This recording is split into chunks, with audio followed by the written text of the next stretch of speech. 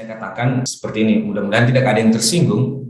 HKBP lebih utamanya mengembalikan yang mana mereka adalah jemaat HKBP dari kampung masing-masing terus merantau. Karena kebetulan tidak ada gereja HKBP, maka mereka harus bertumbuh di gereja yang lain. Mereka harus mencintai Tuhan Yesus, karena ini wadahnya HKBP, mereka juga harus mencintai HKBP. Halo Bapak Ibu dan saudara-saudari yang terkasih, terima kasih masih setia untuk mendengarkan podcast kami. Kita bertemu lagi di podcast Sherlock episode yang ke-16.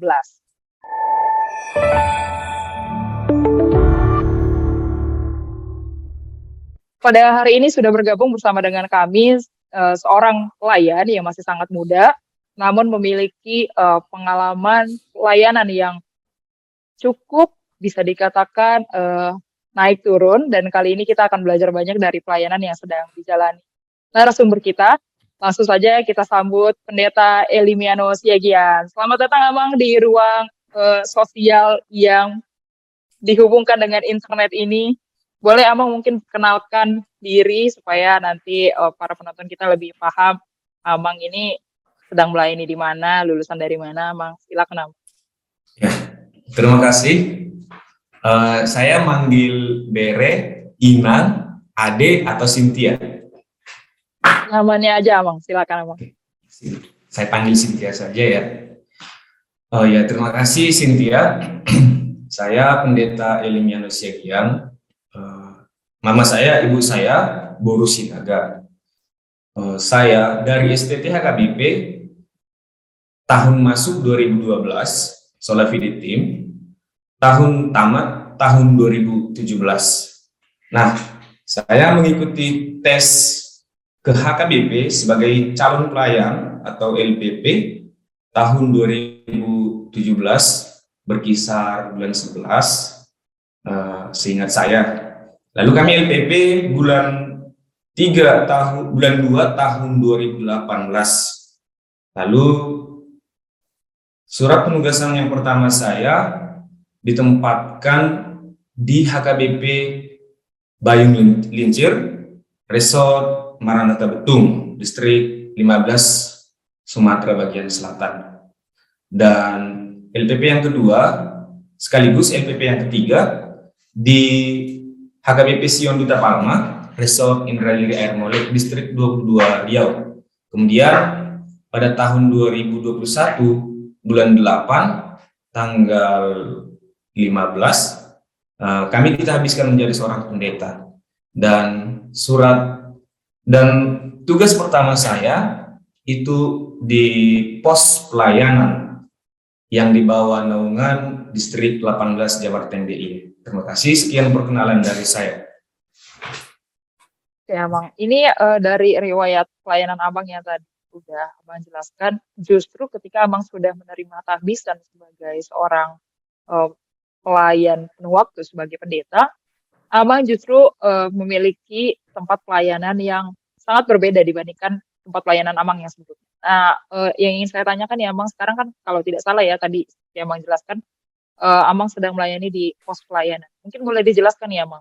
Mungkin ada teman-teman kita yang menyaksikan kita hari ini belum tahu nih perbedaannya, apa itu pos pelayanan, apa itu hurian agok. Silakan Amang mungkin sedikit saja dijelaskan. Terima kasih, Dek. Jadi seperti ini, di tempat saya yang LPP 1, ketika saya tiba di tempat itu, gereja itu masih pos pelayanan juga, namun memang agak berbeda situasi di Bayung Lincir dengan di Pati ini. Pada saat di Bayung Lincir, gereja itu sudah berkisar usia 3-4 tahun seperti itu. Lalu di usia yang mungkin usia 3 tahun, di usia 4 tahun, gereja itu sudah menjadi hurian agok. Jadi pos pelayanan itu lebih ke arah ketika gereja itu belum memenuhi suatu persyaratan tertentu dari kantor pusat HKBP. Itu terdapat pada tata laksana HKBP atau aturan peraturan bab 1 tentang jemaat. Nah, di sana dituturkan ada beberapa persyaratan yang harus terpenuhi dalam satu gereja tertentu. Nah, boleh saya katakan di Pati ini kita baru memulai suatu tempat perkumpulan orang Batak untuk beribadah yang didasarkan pada ajaran HKBP. Seperti itu mungkin boleh dikatakan pos pelayanan. Jadi Hurian Nagok itu ketika persyaratan tertentu tadi sudah terpenuhi, misal ada tempat peribadahan, ada penatua, ada yang melayani seperti itu, dan juga memiliki jemaat kurang lebih 25 kakak atau 50 orang yang sudah naik sini. Itu adalah Hurian Nagok. Kurang lebih seperti itu, Cynthia. Terima kasih. Oke, Amang. Mungkin itu tadi informasi yang sangat bermanfaat mungkin untuk teman-teman yang belum mengetahui perbedaan Pospel dan Hurian Nagok. Nah, sekarang Amang berlanjut kepada tempat pelayanan Amang sekarang, yaitu di pos pelayanan Pati. Nah, saya ingin tanya nih Amang, karena tadi Amang katakan sebelumnya di HKBP Pospel Letare Bayung Lencir, itu kan Amang sudah melayani di Pospel juga, tapi itu sudah berusia 1 atau 2 tahun begitu ya? 2 atau 3 tahun mungkin. Oh ya, 2 sampai 3 tahun. Nah, sementara di Pospel Pati ini yang saya dengar dan percakapan kecil kita bahwa ini baru terbentuk. Jadi sebelumnya bagaimana nih Amang kondisi di sana sehingga pada akhirnya baru dibentuk Pospel di daerah Pati ini? Ya, saya. Silakan Amang. Ya, terima kasih. Jadi seperti ini. Ketika saya tiba di Pati, belum ada gereja. Bahkan jemaat juga masih tidak ada. Tapi ada sejarahnya. Antara tahun 2015 sampai tahun 2016 ada satu wacana untuk mendirikan HKBP. Kebetulan Pati berdekatan dengan Kudus, antara 30 sampai 40 menit. Direncanakan akan dibuka di 2 wilayah ini, Pati dan Kudus, HKBP, artinya digabung. 2 kabupaten ini akan digabung. Namun pada saat itu ada seorang Sintua, Amang Sintua YH Siahaan, jemaat dari HKBP Pondok Bambu di Jakarta, saya lupa distrik berapa, HKBP Pondok Bambu. Seperti itu. Kebetulan Amang itu memiliki pekerjaan di Kudus, sehingga dia harus stay di Kudus. Nah, di wacana ini akan dibuka Pati dengan Kudus.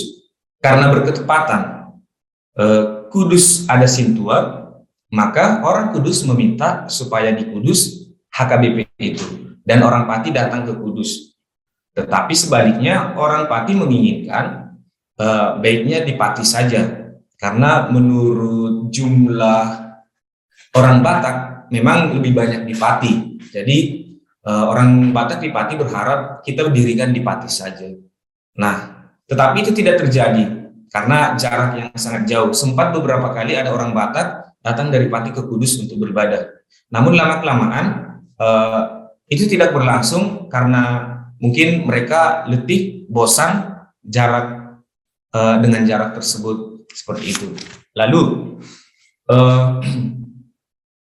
situasi itu ketika Amang Preses kami distrik 18 sekarang Jabar DIY menjabat pendeta resort di HKBP Semarang Barat, Amang Pahala Sitorus.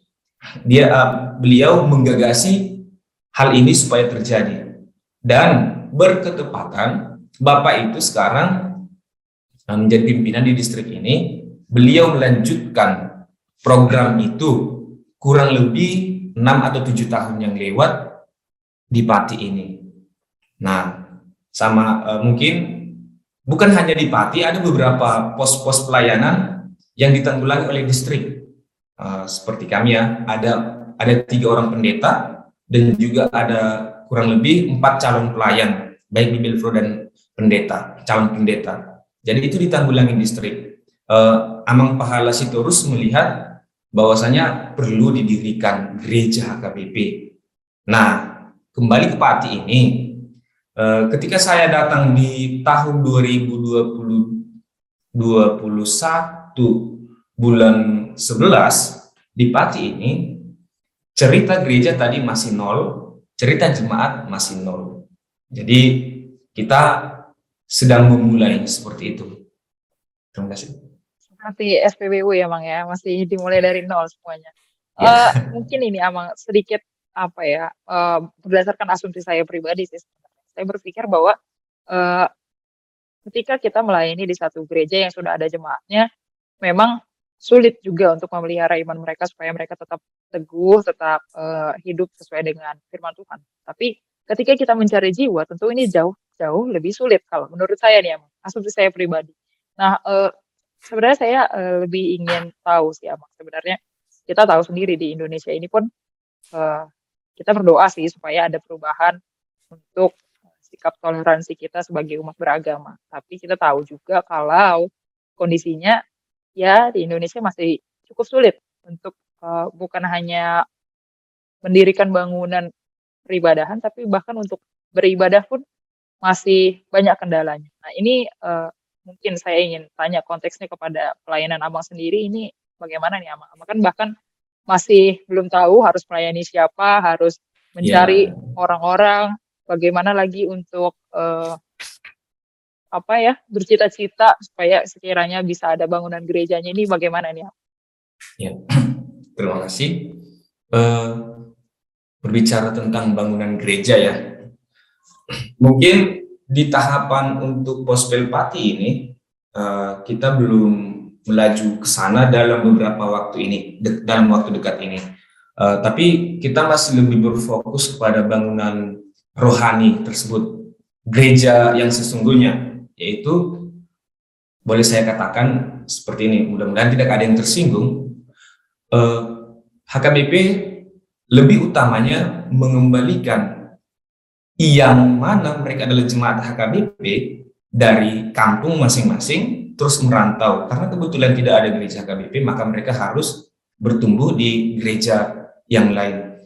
Jadi fokus kita saat ini adalah berusaha untuk mengembalikan jemaat HKBP ke HKBP kembali. Dan saya juga berharap di kemudian hari gereja HKBP Pati akan memiliki bangunan gereja secara bangunan gitu loh, gerejanya, bangunan ya. Saya berharap itu akan kita proses seperti itu melalui orang-orang yang ada di dalam gereja HKBP Pati tersebut. Berharap jika saya lihat konteks di sini ada banyak gereja-gereja juga yang baru bermunculan. Informasi ini saya dapat dari seorang pendeta di Pati ini. Pendeta, saya sebut gerejanya tidak usah dulu, gereja tertentu ya.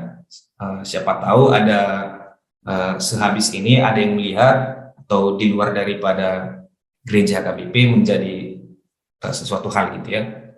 Jadi beliau mengatakan bahwasanya ada banyak di sini gereja yang bermunculan yang sedang berusaha untuk mendirikan gereja masing-masing, dan banyak gereja yang mendukung hal itu.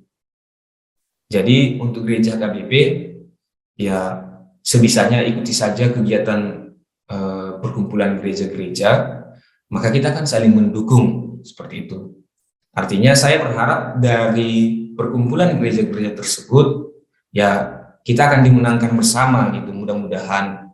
Di Jawa Tengah ini soal apa namanya tentang rasis gitu, secara khusus agama masih lebih tinggi dia di posisi saling menghargai gitu loh. Toleransinya masih tinggi. Itu yang saya dengar.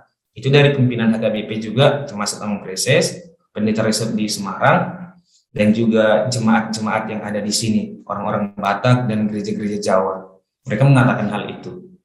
Ya harapannya mudah-mudahan itu terjadi. Toleransinya tinggi, seperti itu, Ina. Oh, baik, Amang. Sejak Amang melayani di Pati, sudah berapa lama Amang tadi Amang katakan di Pospel Pati ini? Oh ya, di Pospel Pati. Dari bulan 11 atau bulan 10 akhir tanggal 28 kita berada di sini. atau bahkan pertengahan bulan 10, saya agak-agak lupa ya, apa ya?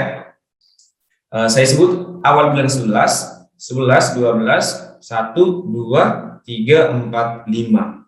Kurang lebih 7 bulan. Seperti itu. Sama, kurang lebih 7 bulan Amang melayani di Pospel Pati. Ini mungkin bisa Amang diceritakan sedikit tentang bagaimana prosesnya sejak Amang tiba di sana sampai sekarang. Saya tahu sih Amang, kita punya prinsip yang mana ada gereja bukan bangunannya, tapi gereja adalah orang. Nah, kita ingin tahu nih Amang, progres pelayanan di sana sudah seperti apa nih? Ya, terima kasih. Saya boleh cerita sedikit tentang program Distrik 18? Boleh Amang, silakan. Karena kita berada di sini dasarnya dari program tersebut.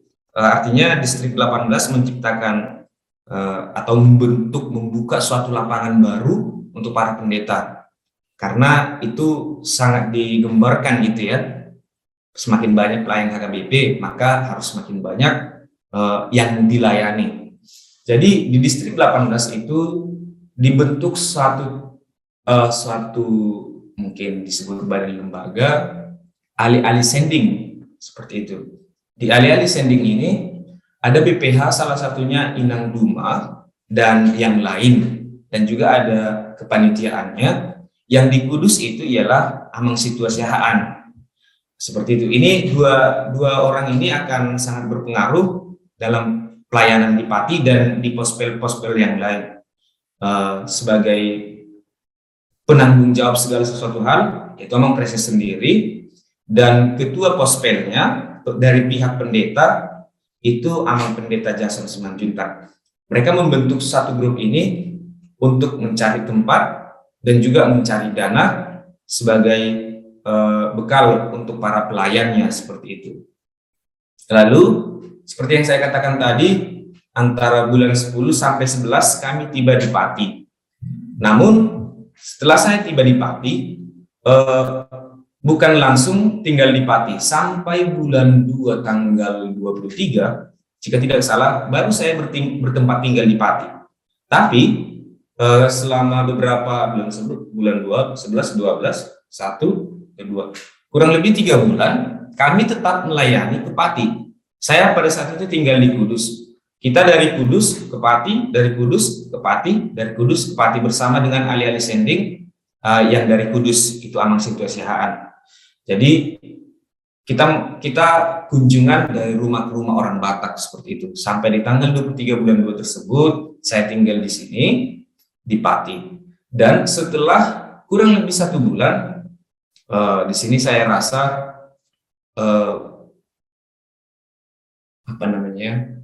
penuntunan Tuhan itu sungguh luar biasa. Mengapa saya bilang seperti itu?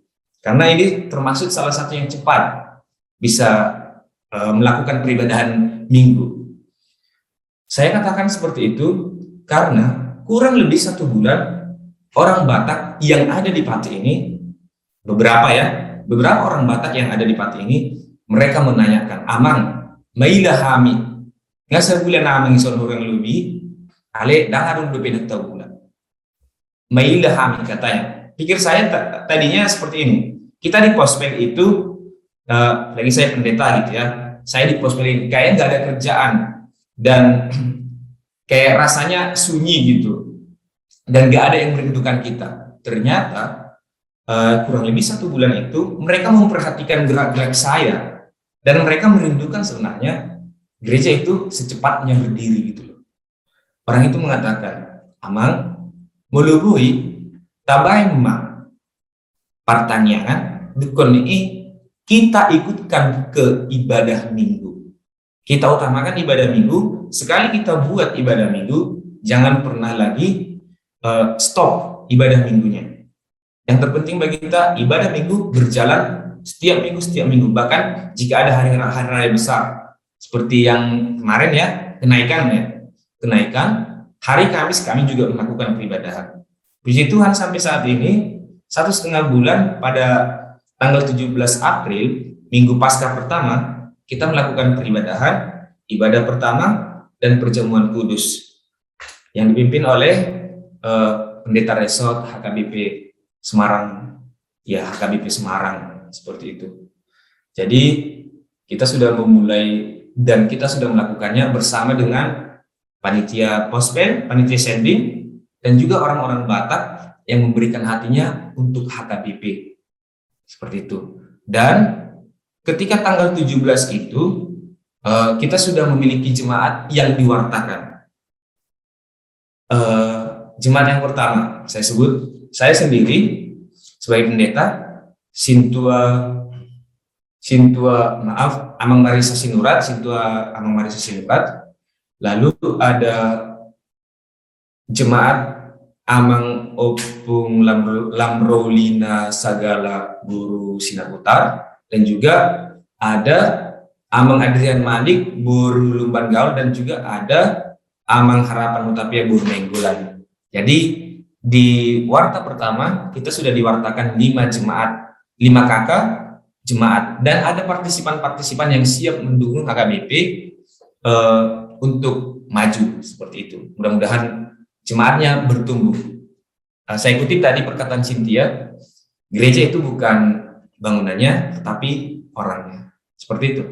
Terima kasih. Menarik nih emang, tapi saya tadi mungkin agak sedikit kurang fokus, tapi emang sudah menjelaskan kan terkait dengan tempat peribadahan yang digunakan sekarang itu di mana? Oh iya, terima kasih. Karena kita tadi udah bahas. Terlewat ya. Ya, tadi kita udah bahas bangunan ya, tujuannya belum ke sana. Tapi puji Tuhan, seperti ini juga, pertolongan Tuhan itu untuk HKBP di Pati sangat luar biasa. Satu, kecintaan orang Batak tadi yang menanyakan, Amang, baila kami, darang dependenta hula, hapengan yang sebulan kang son. Yang kedua, ada orang Batak, Amang Opung Rogabe Manurung, Boru Sitio, mereka memiliki satu gedung yang dulunya itu dipakai untuk pertemuan-pertemuan, restoran. Namun karena situasi COVID itu harus berhenti. Dan mereka menawarkan, Amang, di gedung tai boleh dibayar per mingguan, tak pakai mai lama muji di Batak. Ya, saya bilang puji Tuhan, orang-orang Batak di sini juga senang. Maka dengan adanya iman dari keluarga tersebut, kita dapat langsung memulai peribadahan seperti itu. Ya, saya bilang sekali lagi puji Tuhan. Ya, menarik nih ya.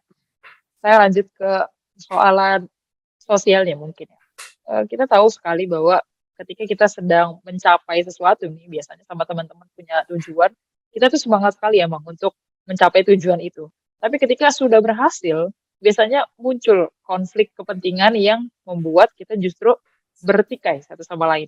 Nah, pertanyaan saya memang progresnya belum, saya bisa katakan masih berjalan perlahan, tapi apakah sekarang sudah muncul emang sesuatu yang mungkin menghambat atau puji Tuhan masih lancar-lancar? Ya, terima kasih. Ini familiar ya bagi gereja HKBP. Tapi saya berharap ini sudah hilanglah kata-kata familiar, bahwa ketika masih baru-baru powernya itu sangat kuat, dan ketika sudah jadi justru rentan terhadap perpecahan. Saya juga hanya manusia biasa yang bisa berharap pada Tuhan. Mudah-mudahan seiring perjalanan waktu mereka jauh dari kata perpecahan, dan saat ini mereka penuh dengan semangat, baik itu di waktu, baik itu di tenaga, baik itu di materi. Mereka memberikan hati, mereka tumbuh di dalam iman itu, seperti itu.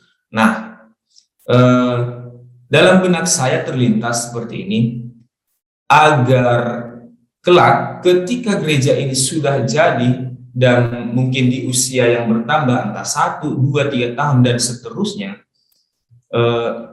saya berharap jemaat sedini mungkin harus dididik agar menghindari kata-kata perpecahan. Dengan cara apa? Yang pertama, bukan munafik ya, ini harapan saya. Yang pertama, kita harus mencintai Tuhan Yesus melalui HKBP. Artinya, mereka harus mencintai Tuhan Yesus karena ini wadahnya HKBP, mereka juga harus mencintai HKBP. Yang pertama, ketika mereka mencintai HKBP, maka tentu apapun perselisihan yang ada di dalam organisasi tersebut, mereka tidak memilih untuk meninggalkan, tetapi untuk menyelesaikan bersama. Maka cintai Tuhan Yesus melalui HKBP. Itu harus dididik mulai dari sejak dini. Yang kedua, kita harus menanamkan paham di dalam sistem gereja semua adalah sama. Ya, artinya gini, baik kaya, baik dia mendominasi di bidang retorika, dia tetap sama dengan jemaat yang kecil, yang menengah ke bawah, ekonomi menengah ke bawah, bahkan orang-orang yang jarang berbicara. Kita harus menanamkan sistem kita sama loh, kita dihargai. Sebagaimanapun situasimu sekarang, kau dihargai di gereja ini. Nah, jika kita menanamkan hal itu, dan mudah-mudahan kami di Pati ini dapat memahaminya bersamaan, bukan hanya sebagian orang, sehingga harapannya perpecahan itu jauh dari gereja. Ada yang poin yang ketiga ya, sabar Inang ya. Ya, silakan Amang, silakan. Ini salah satu bagian dari visi misi HKBP, membenahi keuangan dan menjadikan pembukuan HKBP itu rapi, tersusun dan transparan. Saya pikir pergejolakan di dalam gereja yang paling besar memicu adalah keuangan. Jika keuangan tidak rapi, jika keuangan tidak transparan, maka mordo haporsia omni ruas. Taringok tu, tangtu di batada, taringok tu siapa yang bekerja di dalamnya. Kalau kepada Tuhan mereka akan tetap sama, tapi kepada siapa yang bekerja di dalamnya, mordo haporsia. Karena ya tidak munafik kita di dalam satu organisasi membutuhkan uang, materi. Benar? Benar ya? Benar. Maka kita harus membenahi di bagian keuangan. Saya pikir harapan saya mudah-mudahan Pospel Pati ini jauh dari kata perpecahan dengan pengajaran-pengajaran tersebut. Terima kasih. Nah. Ya, sama Amang saya juga berharap semoga tidak ada ya, supaya mungkin kalau nanti saya main-main ke Jawa Tengah bisa main ke HKBP Pati dalam amin. Pahato. Kita lanjut ke pertanyaan berikutnya nih Amang. Tadi kan Amang sudah cerita terkait dengan tempat pelayanan Amang sebelumnya. Meskipun sudah pernah melayani di Pospel sebelumnya, tapi Amang juga sudah melayani di Hurien Agok dan sekarang harus kembali ke Pospel. Nah, yang ingin saya tanyakan Amang, mungkin pengalaman uniknya atau pasti ada perbedaan yang Amang hadapi dari satu lokasi ke lokasi yang baru. Mungkin boleh diceritakan nih Amang sedikit, dan mungkin kalaupun ada kesulitan boleh dikasih tahu tips and triknya bagaimana Amang mengatasi itu Amang. Silakan Amang. Oke, ya. Terima kasih. Dari Pospel ke Hurien Agok dan balik ke Pospel. Bahkan Pospelnya ini agak berbeda gitu kan dari Pospel yang pertama. Di yang pertama itu kita sudah menjumpai ada gereja, ada kegiatan rutin, ada jemaatnya. Bahkan udah lebih siap untuk menjadi Hurien Agok. Nah, di sini membentuk kembali seperti ini, bagi saya segala sesuatu hal itu unik. Mengapa saya katakan unik? Satu, saya masih baru. Tentu setiap pelajaran yang saya temukan masih berbeda. Ya, dari penjelasan tadi juga Pospel yang satu berbeda dengan Pospel yang sekarang dan Hurien Agok. Lalu saya menganggap keunikan itu harus memotivasi saya untuk selalu semangat dalam melayani.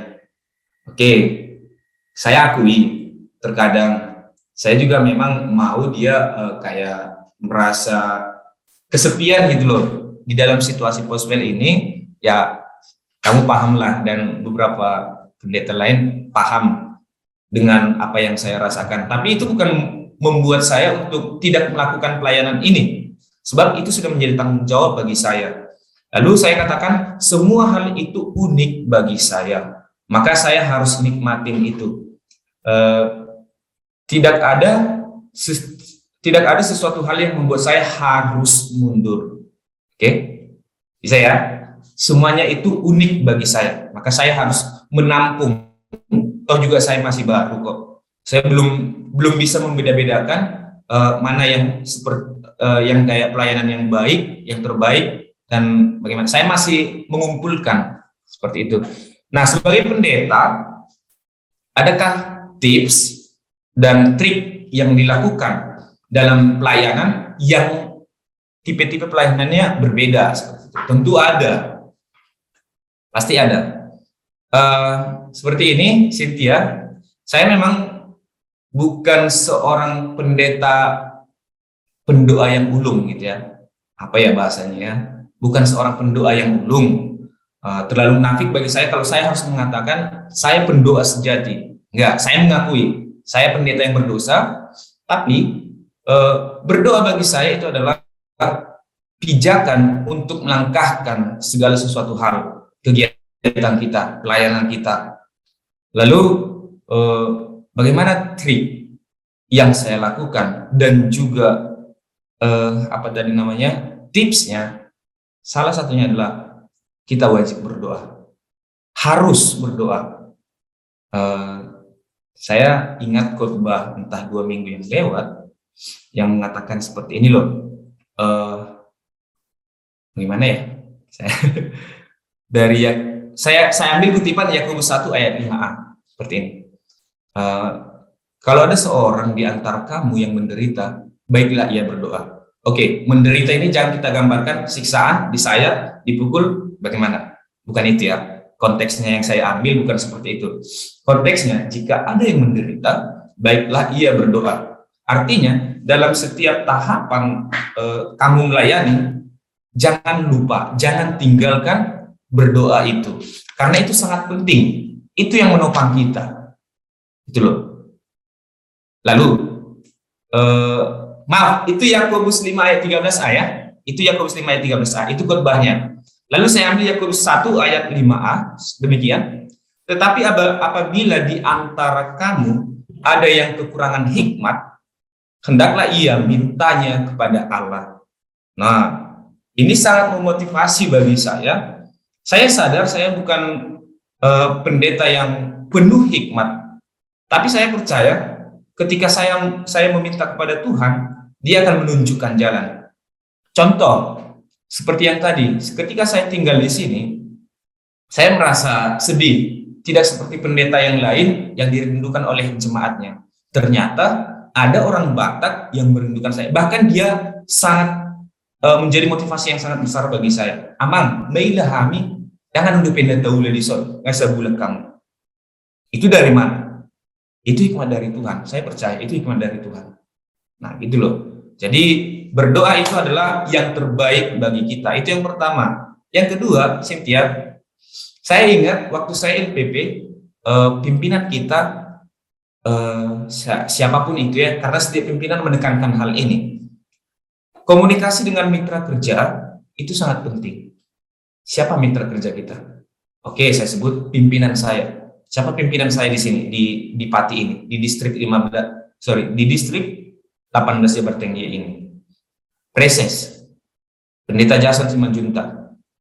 Dan boleh saya katakan juga untuk pendeta KDP Semarang Barat, karena saya rutin untuk berdiskusi di sana sama pendeta Patuan Simatupang, walaupun dia di luar daripada kepanitiaan seperti itu. Jadi saya menanamkan itu kembali, bahkan dari LPP 1, LPP 2, LPP 3, saya menanamkan dalam hati saya, ketika kamu mau berkomunikasi dengan pimpinanmu, ingatlah, persoalan-persoalan itu tidak akan berat. Benar saja, pimpinan akan memberikan yang terbaik untuk mengatasi persoalan kita. Nah, untuk teman-teman saya juga, ya mungkin siapa tahu ada yang menonton ya, yang adik-adik saya yang LPP. Ingat, jangan lupakan pimpinan, jangan merasa hebat. Kita tidak boleh merasa hebat. Saya pribadi tidak boleh merasa hebat. Apa persoalan saya? Nggak usah sok-sok kayak malu gitu bertanya ya sama pimpinan. Apalah sonon di kesukunan? Ya udah, kalau memang harus dikatakan pimpinan itu apalah sonon di kesukunan, nama siaja tapi apa-apa. Itu boleh ya. Ini juga saya terima dari senior kita. Nama siaja tapi apa-apa. Ima dokon katanya. Dan itu benar saja. Saya berani mengatakan itu Karena sudah saya alami LPP 1, LPP 2, LPP 3 sampai saat ini saya harus mau berkomunikasi dengan pimpinan. Itulah tips dan trik untuk melayani di tipe-tipe pelayanannya yang berbeda-beda. Seperti itu, Cynthia. Oke, terakhir sekali nih ya, Bang. Di segmen yang pertama ini saya ingin tanya dari lubuk hati Abang yang terdalam tentang harapan Abang terhadap Pospel Pati ini, dan mungkin kalau bisa Abang sampaikan di sini secara detail bisa kita doakan sama-sama supaya Pospel Pati ini bisa terus berkembang dan untuk bisa menjadi wadah bagi saudara-saudara kita yang ada di Pati untuk beribadah dan bisa kembali mencintai HKBP dan beribadah di HKBP. Silakan Abang. Terima kasih. Harapan terdalam, harapan terdalam saya seperti ini. Saya melihat budaya Batak itu dilestarikan ada pada HKBP. Saya berani mengatakan itu ketika saya melihat di tanah Jawa ini. Oke, di Hutata ada untuk gereja HKBP, GKPI, HKI, Katolik, ya, dan gereja-gereja lain. Bahkan mungkin Pentakosta ada juga yang membuat peribadahannya dalam bahasa Batak. Benar? Benar. Salah satunya Katolik.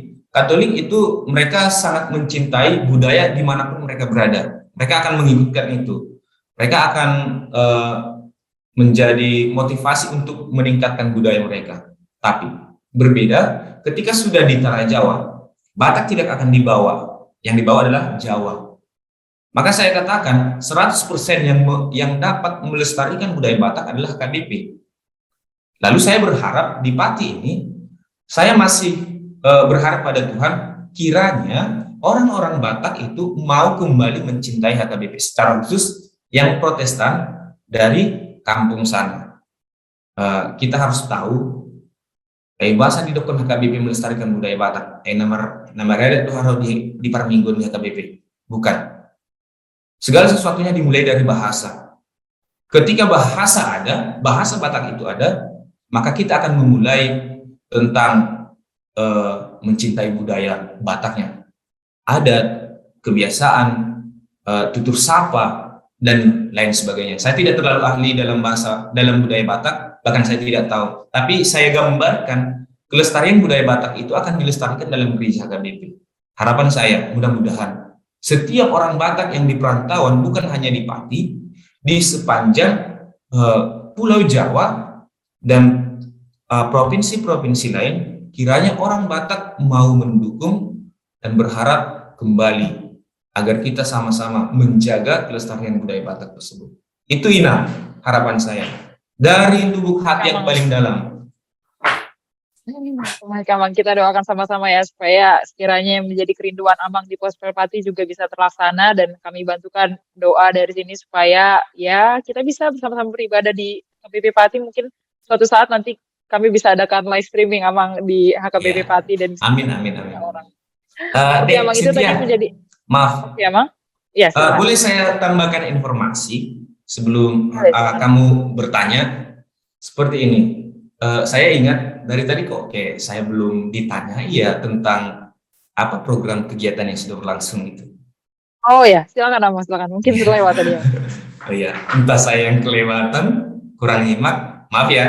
Jadi di tempat ini dengan 5 kakak ikut saya, kegiatan kita itu rutin ibadah minggu, dan juga kegiatan ibadah pertanyaan itu kita khususkan 1 kali 1 bulan di rumah jemaat dan juga di sekretariat. Dan juga kita buat, memang ini sifatnya umum, ini berkaitan dengan harapan saya tadi, kita membuat latihan bahasa Batak untuk anak-anak. Sebenarnya untuk remaja juga ada, tapi remajanya malu-malu. Latihan bahasa Batak untuk anak-anak, artinya dangna bahasa Batak na totok, saya mau mengajak mereka untuk berani mengucapkan aja gitu. Itu udah bagus banget rasanya. Dan saat ini kita buat program agar anak-anak juga tahu buku NDHKBP. Kita mengajarkan mungkin notasi untuk anak-anak seperti itu. Itu sih kegiatan yang masih berlangsung, dan tentunya kegiatan yang rutin yang kita lakukan, kunjungan ke rumah orang Batak. Baik itu yang sudah mau bergabung dan juga yang belum mau bergabung, kita berkunjung ke rumah orang Batak tersebut. Itu sih Inang program yang kita laksanakan. Itu tadi menarik sekali ya, Bang, untuk pembelajaran bahasa Batak itu. Memang karena kebetulan saya lahir dan besar di Pulau Jawa, memang sepertinya itu sangat dibutuhkan, Abang, supaya apa ya? Memang bahasa itu menumbuhkan kecintaan terhadap identitas kita sebagai orang Batak, Abang. Kami doakan supaya segala program yang Abang kerjakan sekarang di Pos Merpati bisa berjalan dengan baik, bisa menumbuhkan iman di teman-teman di Pos Merpati, dan juga bisa memberikan gairah juga kepada Amang sendiri untuk melayani. Oke, Amang, itu tadi menjadi penutup kita di segmen yang pertama. Kita akan nanti lanjut ke segmen kedua, di segmen Ngojol, ngobrol bareng jemaat online. Sesaat lagi ya, Amang, kita boleh istirahat dulu.